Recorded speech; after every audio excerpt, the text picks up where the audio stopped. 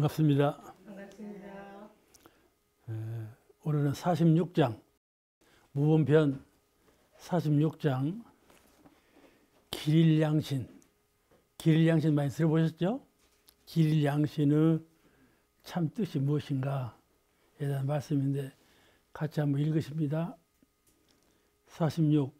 말씀하시기를 길일양신이 일진에 있는 것이 아니라 각자의 마음과 행동 가짐에 있나니 특별한 길은 진정한 지도인을 만나는 날이요 진정한 법의 결정심을 세우는 날이요 자성의 원리를 깨치는 날이며 보통 길일은 계문을 잘 지키고 살생을 방지하며 욕됨을 참고 안심하며 전과를 뉘우치고 죄를 짓지 않는 날이요 이타행으로서 복을 지으며 우연한 고를 잘 극복하여 묵은 빛을 잘 감는 날이니라. 이렇게 짧은 글을 읽는데도 저도 실수를 잘해요. 나이 탓인가 봐요. 길이라는 것은 나한테 복이 돌아오고 은혜가 돌아오고 순경이 돌아오는 것이 길인데, 길조인데 그 길조는 내가 마음을 쓸 때 계문을 잘 지키면 그것이 나중에 길조로 나에게 돌아온다. 그런 말이에요. 그러니까는 길이라는 것은 내가 30개의 문을 어기지 않냐고 잘 지키는 것, 그거를 길로 알아라. 그렇잖아요. 그죠? 말이 참 쉬워요. 쉬우니까 잘 실행을 하는데 이 점을 참 주의해야 돼요. 나는 왜 인연을 만나도 항상 안 좋은 인연을 만나지는가? 나는 왜 뭔 일을 하고 사업을 하는데 왜 잘 하려고 하는데 이렇게 사업이 잘 안 되나? 나는 왜 건강한 몸을 갖고자 하는데 나는 왜 처음부터 이래같이 날 때부터 몸이 약해갖고 고질적인 병환을 갖게 되었는가? 이런 문제가 나에게 돌아오는 그거든. 시련이에요. 시련인데 그 원인이 어디에 있는가 하면은 계문을 처음에 지을 때 잘못 지은 거다 그 말이죠. 원인이 거기 있어. 운으로 돌아오는 것이 아니고 받아지는 운수로 정해진 바에 의해서 천명으로 정해진 바에 돌아오는 것이 아니고 전에 지을 때 안에서 밖으로 나가는 자가 지을 때 주의하지 아니하고 계문을 함부로 범했기 때문에 그런 고가 돌아오게 된다. 그러니까 길일이라는 것은 내가 죄를 안 지은 날 그날을 길일로 삼아라. 운이 좋아서 잘 되는 날 그날을 길일로 삼을 것이 아니라 이렇게. 그렇죠? 왜 대답이 없어?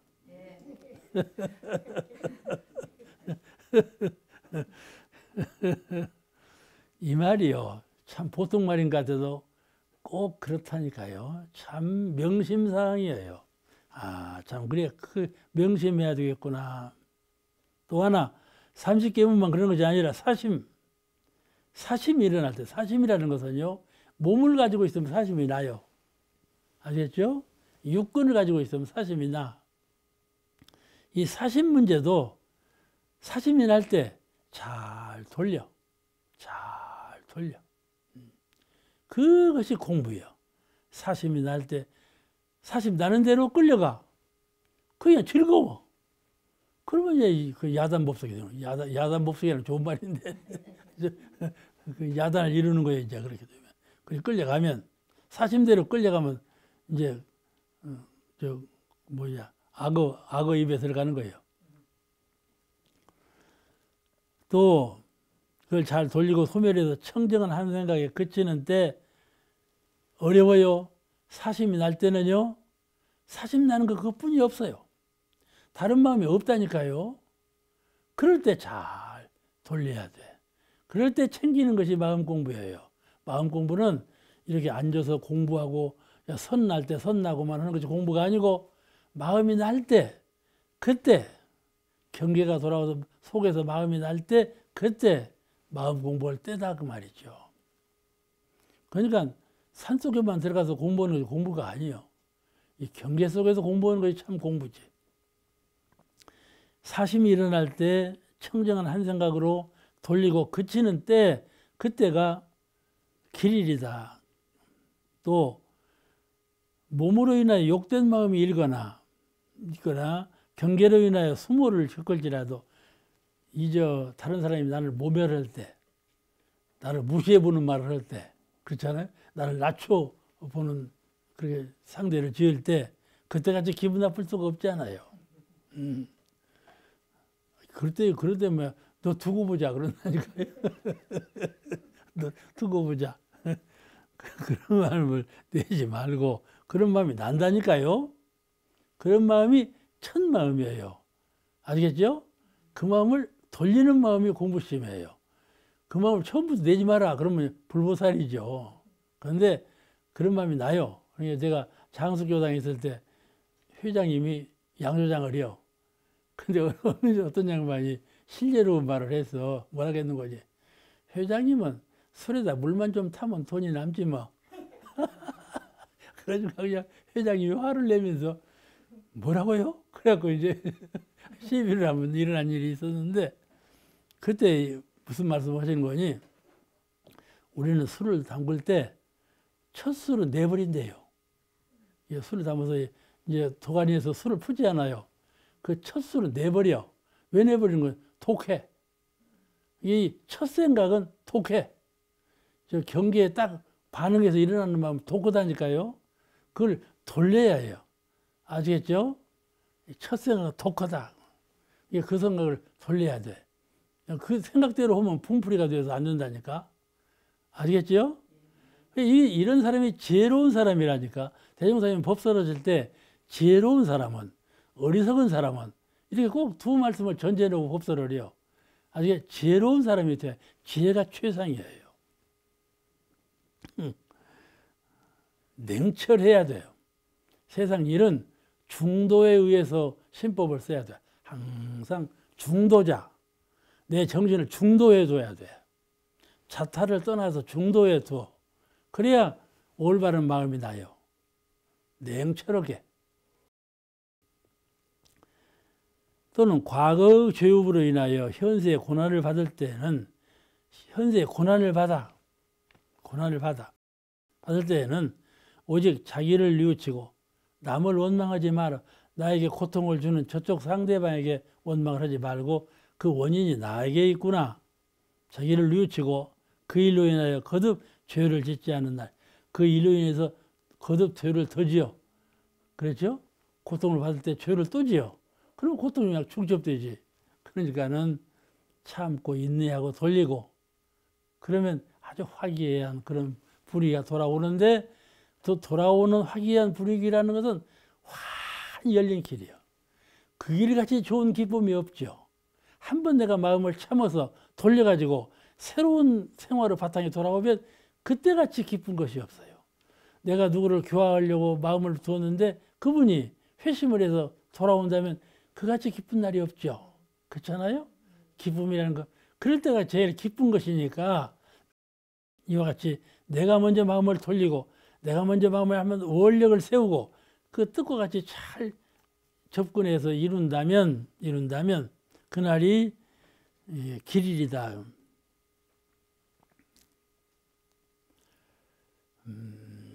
사소한 허물일지라도 유념무념 공부로 세심하게 캐심하는 날. 대산종사님께서 유념무념 그 주머니를 갖고 계시다가 그 좌위로 물려주시면서 좌산종사님한테 물려주셨다더만. 대산종사님도 유무념 보따리를 갖고 계셨어. 그렇게 유념할 자리에 무념할 자리에 무념하고 이 공부가 매우 중요한 거예요. 이게 마음을 조정하는 공부거든요. 마음을 돌리고 마음을 비춰보고 이렇게 해서 마음을 쓰는 이 유무념 공부, 대조 공부라는 건 원불교밖에 없어. 다른 종교는 이런 공부가 없어요. 마음 공부 중에서 유무념 대조 공부가 매우 중요한 공부인데 이럴 때 대조 공부가 아주 요효한 그 실효를 이루죠. 또 본문에 본문에 이타행으로 복을 지으며, 항상 남을 위해서 다른 사람을 돕는 방향에서 복을 지으며, 우연한 고를 잘 극복해서 묵은 빚을 잘 갚는 날이라.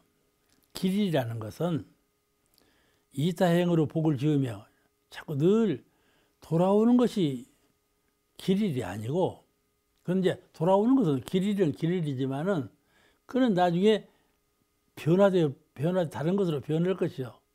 근데 내가 지은 것은 나중에 돌아올 것이니까는 짓는 날, 받는 것을 길의 근본으로 세우지 말고 내가 짓는 거, 그를 길이의 본인으로 세워라. 아시겠죠? 내가 받는 것은 누가 시켜줘? 누가 주어? 사은께서 주셔요. 내가 받는 것은 사은께서 주셔. 사은께서 어떻게 주셔? 내가 지은 바대로 사은께서 갚아주셔.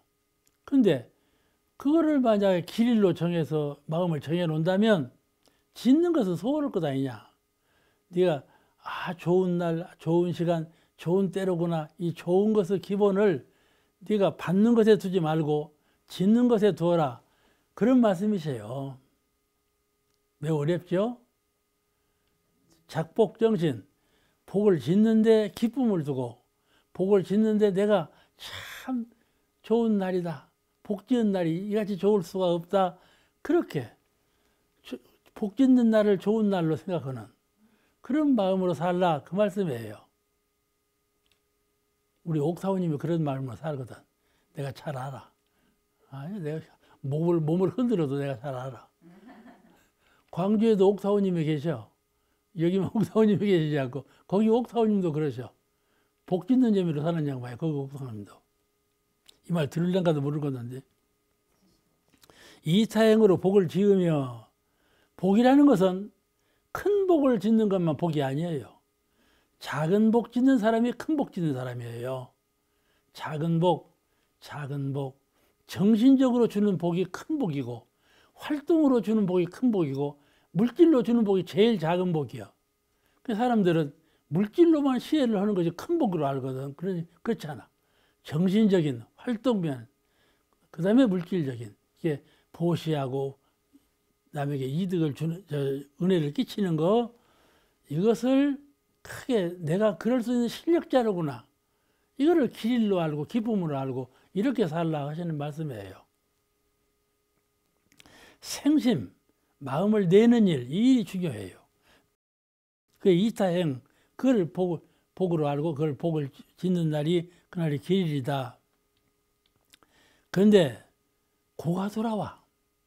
고가 돌아올 때, 우연한 고가 돌아와. 우연한 고라는 것은요, 전생에 지어서 받는 고예요. 그것도 내가 잊어버려서 그러지. 우연히 돌아오는 고라고 생각하는 것도 내가 기억의 상실해서 잊어버려서 그런지 다 지어서 받는 고인데, 그 중에서 자연적인 고가 있어요. 가령 그냥 폭풍우가 막 때려버렸다? 고를 받죠. 그건 내가 지어서 받는 건가요? 한 지진이 일어나고 해일이 일어나서 수만 명이 죽어버렸네. 그건 뭐예요, 그것이? 우연히 돌아오는 고 아니겠어요? 우연히 천재지변으로 돌아오는 고는 우연히 돌아오는 거예요. 그러면 지어서 받는 고하고 어떻게 다른가? 그것도 알고 보면 불가의 원리로 생각하면 지어서 받는 고에 속하는 것이에요. 왜 사람이 되었어? 그렇잖아요. 사람이 된 것은 누가 지어서 사람이 됐나요? 에? 사람이 된 것 그 자체가 지어서 받는 거야. 화타원님 그렇죠? 천재지변이 일어나서 내가 그 천재지변 때 죽어버렸어. 이건 뭐 내가 언제 내가 지어서 이렇게 같이 죽어. 이 인과설을 부정해버려. 그런데 인과설은요, 그 사람이 사람으로 태어난 것부터가 인과예요. 그렇지 않습니까? 또 그리고 사람은요, 저는 익산에서 태어나서 익산에 살았지만 후생에도 여기 태어날지 모르겠어요. 고향에서 또 태어나요. 그 지역에서 또 태어나는 거야. 그 누가 지었나요? 그 사람이 지은 거죠. 다 따지고 보면 원인으로, 근본으로 다 따져가 보면 인과 아닌 것이 하나도 없어요. 우연히 돌아오는 고도 전부 지어서 받는 고다 그런 말이거든요. 그걸 이해가 안 되는 때가 있어요. 그런데 잘 상고해 보면 모두가 다, 왜냐하면 성품을 깨달은 분은 성품 자리에는 주고받고가 없어. 성품 자리에는 주고받고가 없는데 왜 받느냐? 내가 주었으니까 받지. 내가 지었으니까 받지. 그렇지 않습니까? 성품은 본래 자리를 깨닫고 보니까 이건 일어날 것도 없고 소멸될 것도 없고 줄 것도 없고 받을 것도 없는 성품인데 왜 받느냐? 그건 내가 주었으니까 받지. 그 원리를 깨닫는 거란 말씀이죠. 그러니까 불생불멸의 진리를 완전히 깨달은 분은 인과 보응 원리를 또한 같이 깨닫게 되는 것이에요. 그래서 이타행으로 복을 지으며 우연한 고를 잘 극복해서 묵은 빚을 잘 갚다. 이런 정신으로 내가 전에 지은 바다에서 내가 묵은 빚을 갚아야 되겠다. 그런 마음으로 보답하면 원망할 일이 없죠. 이렇게 하기가 참 어려워요. 왜 어려운가 하면 공부심. 마음을 표준으로 하는 공부가 아니면 이렇게 하기 안 되거든요. 안 돼. 근데 성성적적하고 광명한 내 마음을 표준으로 한다면 이렇게 되거든요. 그것이 마음 공부예요. 마음 공부에 기 들고 마음 공부를 낙으로 하는 분은 자동적으로 되어져가. 의무적으로 되어져가.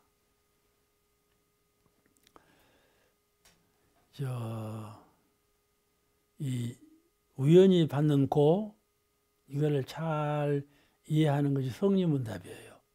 우연히 돌아오는 고에 대해서 누구에게나 우연히 돌아오는 고가 있어요. 그 고가 어디서 왔는가 하고 잘 연마해 보는 공부. 이것이 성리 공부예요. 사시순환 봐요. 누가 뭐 사시순환이 어째서요? 천지자연의 순환 나는 동 아닙니까? 여름이 가면 가을이 오고 가을이 가면 겨울이 오고 오는, 이건 자동적으로 되는 변화의 이치 아니겠어요? 어찌할 수 없는 거예요. 어찌할 수 없이 돌아오는 거예요. 그렇지만은 자연은 본래부터 봄, 여름, 가을, 겨울 음양상승 도에 의해서 돌고 돌게 되어 있어. 천지는 의식이 없고 생각이 없어. 무의이화로 돌고 돌아. 그래서 내가 그 중간에 태어났다. 그래가지고 아이고 춥네, 아이고 뜨겁네, 이런 생각을 갖게 되거든. 그 누가 지은 거야? 그 사람이 지은 거야. 그 우연히 돌아오는 모든 것이 내가 인간의 몸을 갖고 태어난 거, 그것으로 인해서 지어지는 거예요. 지어지는 거예요. 그러니까 내가 지은 것이 아니다, 이렇게 부정할 수가 없다, 그 말이요. 내가 몸을 갖게 된 그 근본 원인으로 인해서 피할 수 없이 받게 되는 고통이요, 그것이다. 그런데 불보살은 그런 고통일지라도, 우연히 돌아오는 고일지라도 미리 피해. 아시겠죠? 지혜로서, 이것이 부처님의 지혜예요. 부처님의 지혜는 세상의 모든 순위의 변화 도수 이런 것을 아신다 말씀이죠. 부처님의 지혜는 능히 그런 천지소수를 다 아셔. 아시겠죠? 그러니까 그 액을 면해. 미리 액을 면해. 그런 지혜가 우리 인간에게는 근본적으로 갖고 있어요. 그러니까 마음 공부를 하는 거예요. 우리 중생은 모르고 그냥 받지만은 부처님께서는 아주 초탈하신 지혜로 해안으로 보시기 때문에 그런 고난도 다 피할 수가 있다. 그래서 지혜로운 사람이 되자, 그거예요. 지혜로운 사람이. 지혜로운 사람은 그러한 우연한 고도, 우연한 고라 할지라도 그 고를 은혜로 바꾸어놔. 아시겠죠? 그거 참 신묘하지요. 부처님은 당신에게 돌아오는 우연한 고일지라도 그 고를 은혜로, 순으로 바꿔놓는 그런 능력이 계신다, 그 말씀이죠. 그러니까 우리가 부처가 되어야 되지 않겠어요? 그죠? 늘 자기를 채찍질해야 돼. 채찍질해야 돼요. 자꾸 몸은 쉬어가려고 그래요. 내일 하지. 내일 하지. 오늘 일도 이렇게 그거 못 얻었는데 내일 하지. 몸은 자꾸 쉬어가려고 그래요. 근데 자꾸 채찍질해야 돼요. 채찍질해야 돼요. 마음 공부는 그냥 쉬어가는 공부가 아니에요. 마음 공부는 역경 속에서 하는 공부예요. 마음 공부는 순경에서만 하는 공부가 아니에요. 마음 공부는 잘 안 되는 자리에서, 내가 고통받는 자리에서 오히려 되는 것이 마음 공부예요. 그러니까 쉬고 미루고 할 수가 없다 그 말씀이죠. 그러니까 항상 채찍질해야 돼. 그걸 신분의성이라고 그래요. 신분의성으로 채찍질해라. 그래야 공부가 된다. 그 다음에 47장. 47장은 마음의 생일과 마음의 생일에 대해서 어떤 것이 46장하고 비슷한 말씀 같은데 마음의 생일에 대해서 하신 말씀이에요. 47장 한번 읽으시겠습니다. 같이 한번 읽으세요. 47 말씀하시기를 수도하는 사람에게는 육신의 생일보다 마음의 생일이 더 중요하나니 우리의 마음이 불생불멸의 대도의 큰 서원을 바란 날이 곧 마음의 큰 생일이요. 수도하는 가운데 혹 퇴육을 하는 마음을 다시 추어 잡아서 새로운 마음을 분발하는 날이 곧 또한 마음이 생일이며 경계를 따라 한 생각 밝은 마음과 한 생각 좋은 마음이 일어나는 날이 곧 마음의 생일이니나 일일시 호일이라는 옛 도일의 말씀과 같이 우리는 일일시 생일로서 지내야 할 것이니 그들은 날과 달로 세운 바 본원을 반주하여 좋은 생각을 내고 또 내어서 한량없는 세상에 빛나는 삶을 누리며 영원토록 너른 세상을 이익주는 큰 인물이 되기를 바라노라 그랬어요. 큰일 났죠? 이렇게 바라노라 하셨는데 다 이렇게 되어야 되지 않겠어요?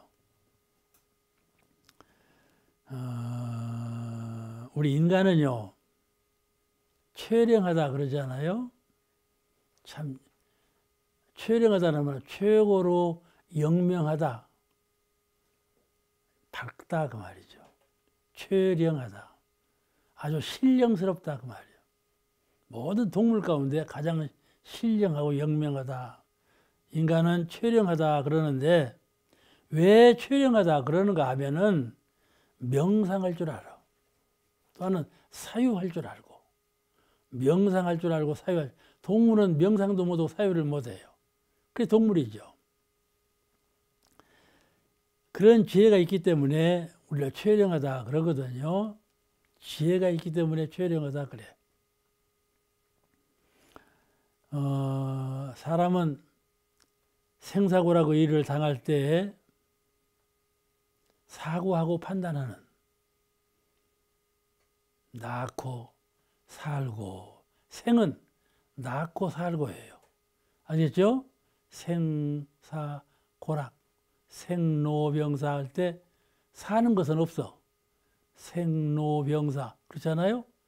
사는 것은 어디로 들어가냐면 생에 들어갔어. 생, 나서 사는 것. 그 다음에 늙는 거. 그 다음에 병들고 죽는 거. 이렇게 생사고락이라고 해요. 이것 보고 생사고락은. 일을 당할 때 사고할 줄 알아. 왜 나한테 생이 있었는가? 생이 있으므로 늙게 되었는가? 늙었으면 늙고 말지 왜 병드는가? 또 왜 죽는가 하는 것 아니겠어요? 이거에 대해서 사고할 줄 알아. 명상할 줄 알고. 그죠? 인도에 가면은 인도가 명상하는 나라로 유명하거든. 명상하는 나라로. 그래가지고 제가 뭐 종교자 대회 때 한번 가서 인도를 가서 이제 서로 회의하는데 참석해갖고 이제 오는데 각 종교마다 와서 예술로 표현을 해요. 경문을 외우고 그러는데 그저 인도 무슨 종교든가 나와갖고 인도에도 여러 종교가 있어요. 나와서 하는데 노래를 않고는 그걸로만 해요. 그걸로만 음소리 하나로 그냥 계속해서 그것만 해. 들으니까 천하심심하고 저런 걸 하려고 나왔나 그런 느낌이 드는데 그것이 이름이 명상음악이요. 명상음악. 어? 명상음악이요. 그렇게 명상을 좋아해. 그런데 그러니까 서가모니 부처님이 거기 태어나셨지. 아시겠죠? 명상, 고요히 생각하는 거, 고요히 생각하는 거, 밝게 생각하는 거, 이것이 명상이에요. 사람은 이 생사고락의 일을 당할 때 사고하고 판단하는 거예요. 그거 중요하지만은 그 일을 가령 어떤 사람이 죽었어. 죽은 후에 아무개 죽었다. 다 그렇고 말지. 그런데 지혜로운 사람은 왜 죽었나? 죽은 후에 어디로 가는가? 명상해본다. 명상해봐. 그분이 지혜로운 사람이다. 그 말이죠. 죽으면 죽었는가 보다. 아니고 죽은 후에는 어디로 가는 것일까? 사람이 어디서 이와 같이 오게 되었나? 그걸 명상해봐. 그래서 초연하다고 그래요. 그 일을 마친 후에, 고된 일을 마친 후에, 또 즐거운 일을 반긴 후에 그 일에 대해서 잘 명상해봐. 사유해봐. 그것으로 인해서 그 최령하다는 말을 듣는데 대종사님도 실은 이런 명상과 사유로 대각을 하신 거예요. 그죠? 처음에 구름 피고 연기 오르고 이런 자연현상에서 의문을 가졌잖아. 명상했잖아. 안 풀리니까 선을 나시고 입정산매에 드시고 기도하시고 명상했잖아요. 그리고 사유하시니까 대각을 하신 것이지. 그러니까 고요한 명상, 조용한 깨달음 이게 참 중요한 것이에요. 누구든지 수행자라면 항상 고요한 명상, 명상하는 가운데 조용한 깨달음, 이 작은 깨달음, 이게 참 연속선상에서 이 고요한 명상, 조용한 깨달음, 이 작은 명상과 깨달음이 자꾸 연속해 가면서 깊은 명상, 큰 깨달음에 이르게 되는 것이거든요. 이것이 지혜 있는 사람의 대치 능력이에요. 생사고락에 대한 대치 능력이요. 이래야 부처님이 되죠. 복락이라는 것은 범사에 공을 들일 때 돌아오고, 복이라는 것은 작은 일에 공을 들일 때 그 일에서 복이 돌아오고, 우리는요 작은 일에 공 들여도 큰 복이 돌아오는 사례가 인간 세상에는 얼마든지 많아요. 그죠? 그런 일이 참 많아요. 마음을 들여서 잘 복을 지으면 작은 복 짓고도 큰 복을 받아요. 그런데 복락이라는 것은 범사에 공을 들일 때 돌아오고, 작은 일을 경홀히 알면 복 못 받아요. 이번에 어떤 분이 우스개 얘기죠. 당신이 좀 배가 나왔어. 이 가벼운 옷을 입어보니까 여가 잘 안 맞아, 단추가. 그러니까 옷을 탁 벗어서 누구를 주었어. 당신 입으라고. 자기는 런닝바람으로 벗어주니까 런닝바람이었잖아. 근데 그 옷 받은 사람은 내가 왜 남의 옷을 입어? 또 누구 주었어? 요새는요, 옷 주어도 안 입어요. 옷이 어떻게 많은지. 그렇잖아요. 그죠?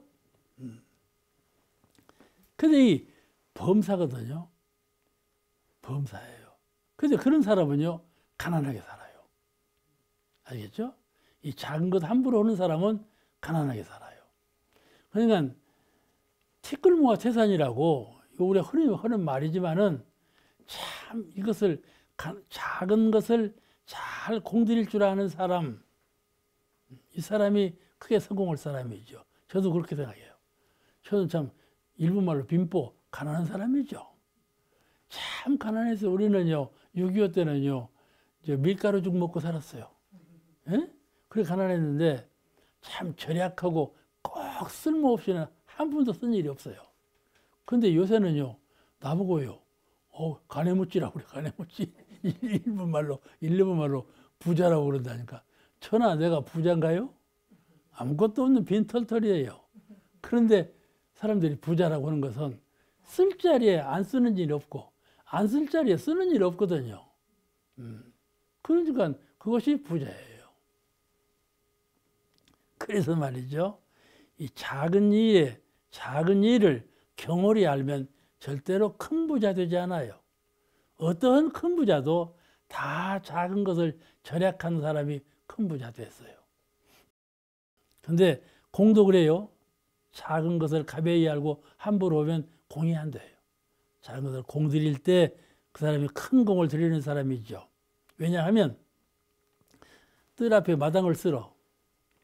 내 뜰 앞에 내가 마당을 쓴다. 이 심경으로 마당을 쓸면 공이 안 돼. 아시겠죠? 이것은 천지예요. 천지를 내가 공인으로서 쓴다.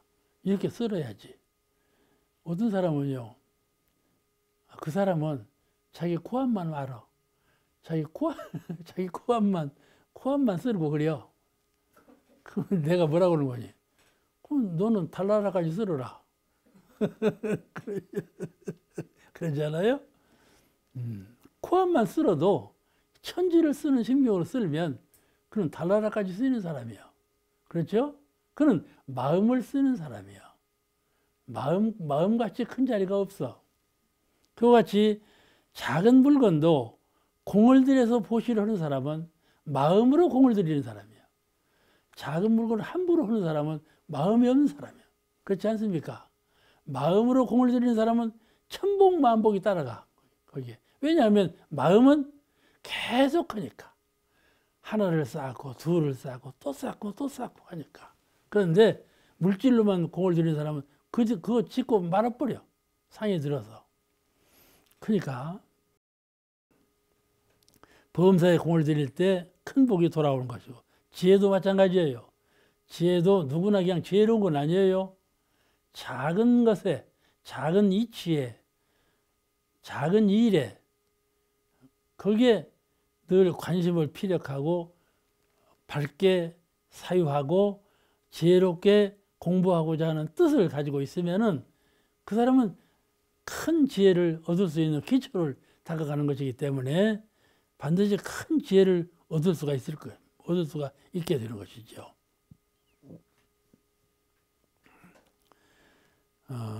그래서 대중사님께서 이 세상 모든 것은 다 작은 것으로 인해서 되었다. 처음부터 큰 것으로 된 것은 하나도 없다. 다 작은 것으로 인해서 된 것일 뿐이다. 그 법설을 하시는 것은 마음 가운데 작은 공부에 경홀히 말고 작은 자리에서 공부를 열심히 더 잘하고 복을 짓는 것도 작은 복 짓는 것에 경홀히 하지 말고 아주 마음을 다 써서 그 복을 지으라. 그러면 큰 지혜, 큰 복락이 돌아온다. 그런 교훈이시거든요. 작은 것 소홀히 하면 안 돼요. 모든 것은 작은 것이 큰 것일 뿐이지 본래 큰 것이 없어요. 마음도 그렇고 물질도 그렇고 마음도 작은 것이 커져서 큰 것이 됐어요. 아시겠죠?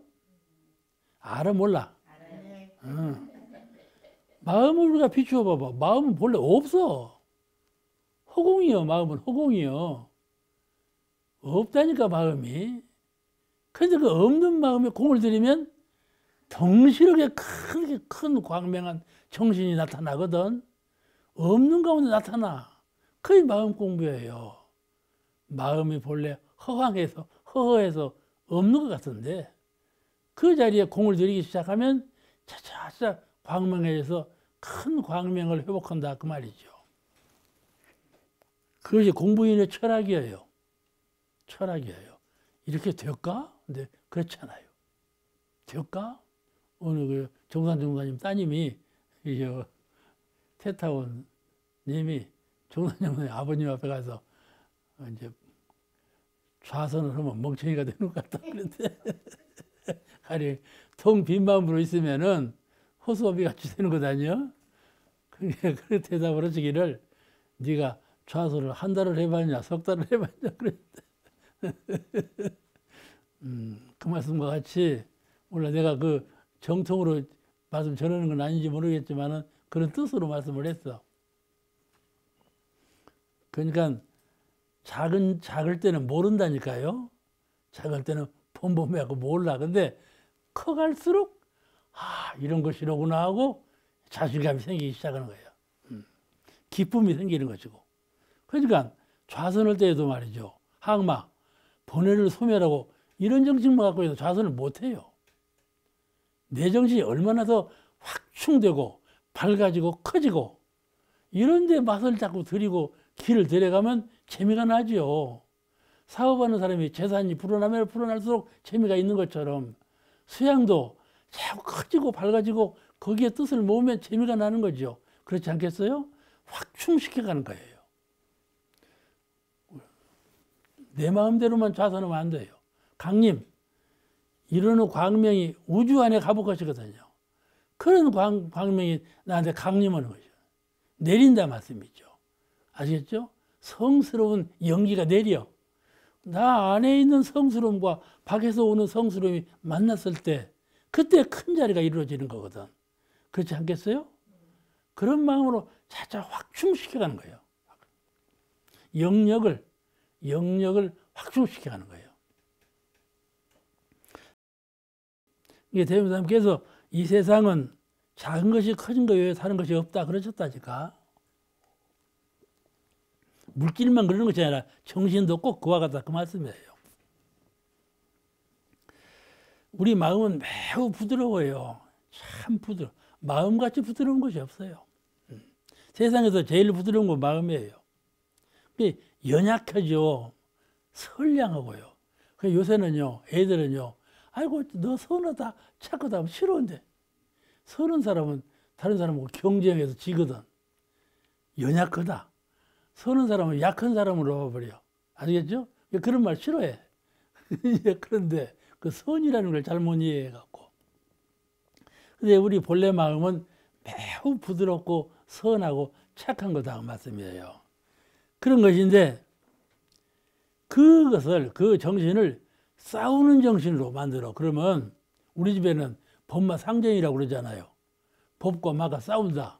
어떤 사람은요, 원불교 안 믿는 사람은 원불교는 뭔 싸운다냐. 평화를 주장해야지 뭐 싸우는 정신을 키운다냐. 그런데 그렇지 않아요. 마와 경쟁하려면 싸워야 돼요. 마 이것이 보통 아니에요. 보통 아니야. 사람이요, 마음이 공부 욕심이 커지지 않아요? 마도 커요. 공부가 커지고 마도 크고. 그러니까 마가 강해진다니까요. 더 강하게 들어와요.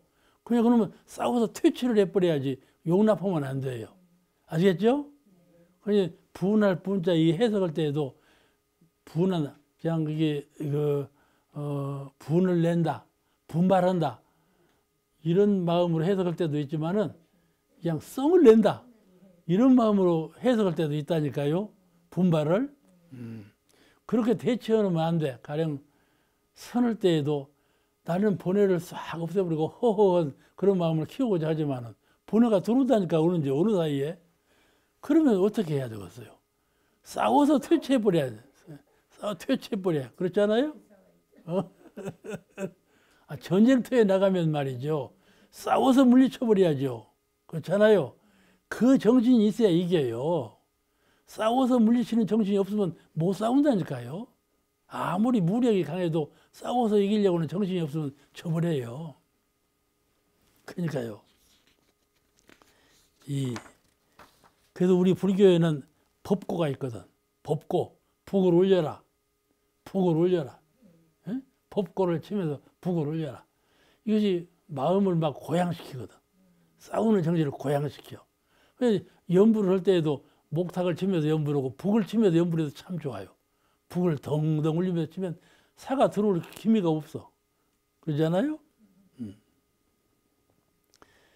그래서 우리가 한마음 일어날 때 죄냐 복이냐 그러는 거예요. 한마음 일어날 때 주의해라. 그 판단이 참 중요해요. 또 한마음 거둘 때 멍청하게 있지 말고 생각이 없을 때 그냥 멍청하게 있어. 빈 하늘처럼 가만히 있어. 그러지 말고 마음을 거둘 때 그를 극락으로 보는 안목. 아, 이것이 극락심이로구나. 이런 표준이 극락이로구나. 이렇게 마음을 거둘 때는 극락의 표준을 두고 마음을 낼 때는 복이냐 죄냐 이런 표준에 의해서 내고 이렇게 해야 즐거움이 있죠. 이것이 바로 유무념 공부요. 유념할 때는 유념하고 무념할 때는 무념으로 대체해서 생사고락을 해탈하고 극락정토가 가는 기본이 바로 이거니까 이런 공부를 해나가면 우리가 마음을 내고 드리고 할 때 항상 공부심이 계속되어서 수행자의 근본을 이탈하지 아니고 그 수행자의 근본을 성취할 수가 있을 것입니다. 그래서 이런 말씀이 본문에 이렇게 되어 있어요. 수도하는 사람에게는 육신의 생일보다 마음의 생일이 더 중요하나니 그랬어요. 그 당연하죠. 수도하는 사람에게는 범상한 사람들은 그냥 육신의 생일을 생일로 하고 그냥 떡을 해먹고 야단을 하지만은 수도하는 사람은 정신의 생일을 생일로 알아야 된다. 그건 전장에 나와 있는 말씀인데 대종사님을 옛날에 모셨던 교도님 한 분이 계셔요. 원로 교도님이신데 익산 시내에 지금도 계시는 분이거든요. 총부에 와서 법설을 하죠. 그런데 법설 가운데 한번 이제 총부에 와서 법설을 하셔도 그냥 원로 교도님이셔요. 법설을 뭐라고 하시는 거니? 대종사님을 모시고 살았던 분이에요. 그런데 나는 깜짝 놀랐어요. 원불교는 대종사님 생신이 없어졌다고 그런 말을 하더라고요. 그래서 저 양반 봐 큰일 났네. 나는 이제 속으로 저 양반 봐 큰일 났네 그러고 있는데 왜 그런 거니? 대각계율로 대체해버리니까 대종사님께서 진짜 탄생하신 탄생일이 없어져 버렸어. 이게 다 탄생일을 기념하고 그러는데 우리 집 뭐 그러면 쓰겠냐? 대각계율은 계절대로 생일은 생일대로 이래야 되지 않겠냐? 그런 뜻이요. 이것이 대종사님의 근본 정신을 잘 체득하지 못한 거예요. 얼핏 생각하면 그렇지. 대각은 대각이고 생일은 생일이고 이러지. 그런데 대종사님의 근본 정신을 우리가 잘 채받아야 돼. 그렇잖아요? 이제 대종사님은 이제 사라는 것이 없어. 사라는 것이 없어. 불교는 서가모니 부처님 탄생일을 그냥 경축으로 야단하잖아. 또 신앙의 대상도 부처님 불상으로 모시고 그러잖아요. 근데 이런 일들을 전부 개선하신 것이죠. 그래야 세종교가 되죠. 세종교가 되는 데는 그 많은 뜻이 있잖아요. 세종교가 되어 있으면서도 옛날 종교 따라가면 되겠어요?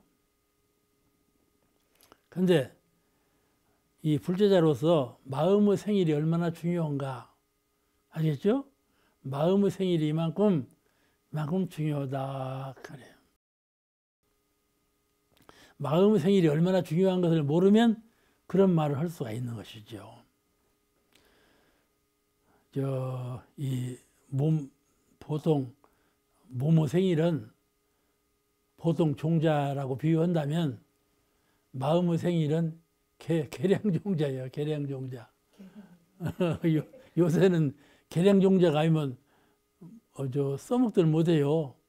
옛날에는 우리가 고구마밭을 굉장히 높게 광작을 했거든요. 하루 내 고구마를 캐야 되니까. 그리고 고구마를 캤는데 그때는 이 머리통 많은 고구마가 나와요. 엄청나게 큰 고구마가 나와. 그러면 잡아놓으면 가마줄 한 가마니가 된단 말이야. 요즘에는요, 그런 고구마 생산에다는 망해요. 주먹만한 거, 똑 요만한 것들만 고루 생산해야지 팔아먹기를 해놓으면 큰 고구마 소용없어. 그치요? 그죠? 식당에도 고구마를 쪄내. 그러면 다 하나씩 주워가거든요. 나중에는 큰 고구마만 남아. 작은 고구마 다 가져가 버리고. 계량 종자는요, 커지들 안 해요. 다 똑같아. 어떻게 이렇게 고구마가 똑같은지 몰라. 그러니까 요새 이제 밝은 세상에 이제 팔아먹을 만한 것이죠. 그와 같이 마음은 얼마든지 개량할 수가 있어요. 개심할 수가 있어. 개심. 꼭 종자 개량하는 것처럼 마음도 개심해야 된다 그 말이에요. 왜 개심해야 되는 거니? 개심해야 되는 거니? 본래 그런 건 아니에요. 그러니까 사실은요, 이 식물 종자를 개량하는 것은 본래 모습을 갖다가 다른 것으로 개조해 가는 거예요. 근데 우리 동물 세상의 마음을 개량하는 것은 본래가 아니고 이게 다르게 변화된 마음을 본래 마음으로 개선해 가는 것이고, 그렇죠? 거꾸로 개선해 가는 거죠. 같은 개혁하고 개량의 의미가 서로 달라. 이해가 되시죠?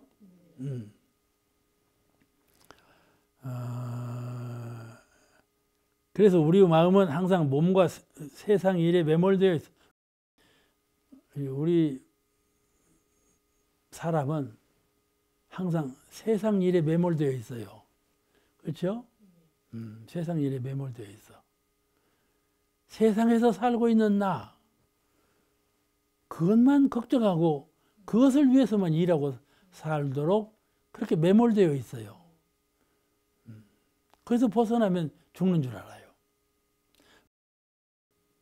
그래서 24시간 몸을 살리려고 그리 노력을 해요.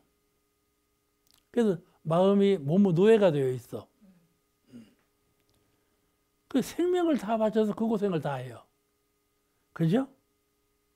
마음이 몸의 노예가 되어가지고 생명을 다 바쳐서 그 오만 고생을 다 하고 살거든. 그런데 부처님께서 불생불멸 인과보응의 원리를 드러내셨거든. 그 지각이 열려져가지고 마음의 생일 주권회복을 하셨잖아요. 그러니까 우리가 이 심신이, 마음과 몸이 세상에 매몰되어 가지고 죽을 힘을 다해서 몸만 살리는 것을 개혁해 가지고 몸의 생일이 이제 가장 중요한 날이 되어 있는 것이죠. 그렇게 되면.